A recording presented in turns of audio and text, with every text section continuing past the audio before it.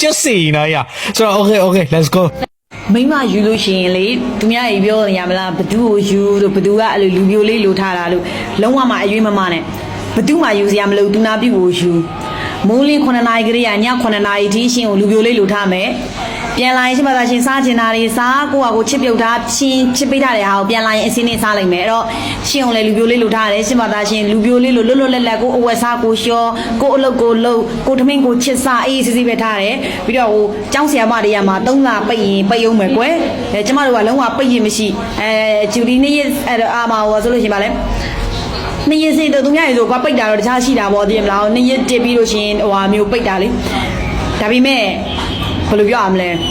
ပိတ်တယ်ဆိုတဲ့ကိစ္စမှာလည်းပိတ်တဲ့အချိန်လေးခဏလေးရလဲသူ့ကိစ္စသူ့ဟာသူဝေယဝက်စာလောက်တာနဲ့ပဲပြီးသွားမှာအဲ့ဒါကြောင့်ရှင်တို့လုံးဝမှအရွေးမမနဲ့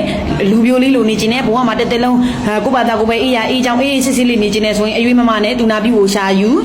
သူနာပြုတွေကမိုးလင်း9နာရီကနေညနေ9နာရီထိကိုယ့်အလုံးနဲ့ကိုရှိတယ်အဲ့တော့ရှင်တို့ကိုဟာကိုထမင်းချက်စားမယ်ကိုကိုရှောရမယ်ကိုဝေယဝက်စာကိုလောက်ရမယ်အခက်မသိလို့ရှင်သူ့ဟာတွေပါကိုလောက်ရမယ်အဲ့တော့ကြောင့်ရှင်တို့လူပြိုလေးလိုပြေးဝါထားနိုင်တယ်ပြီးတော့အချိန်ပြည့်ပိတ်ရဆိုတာလည်းတိတ်မရှိဘူးရှိလို့ရှင်လည်းသူ့ဟာနဲ့သူ့ဂျူလီနဲ့သူတခြားဟာတွေအပြင်စင်းကနေစင်းနေရတာနဲ့သူ့တောင်းဝင်တဲ့သူ့ဟာနဲ့သူကိုပြီးနေပြီအဲ့ဒါကြောင့်ရှင်တို့တက်တက်လုံးလွတ်လပ်လပ်နေခြင်းနဲ့ဆိုရင်တော့သူနာပြုကိုယူပါအယူမမပါနဲ့အကြံလာပေးတာပါ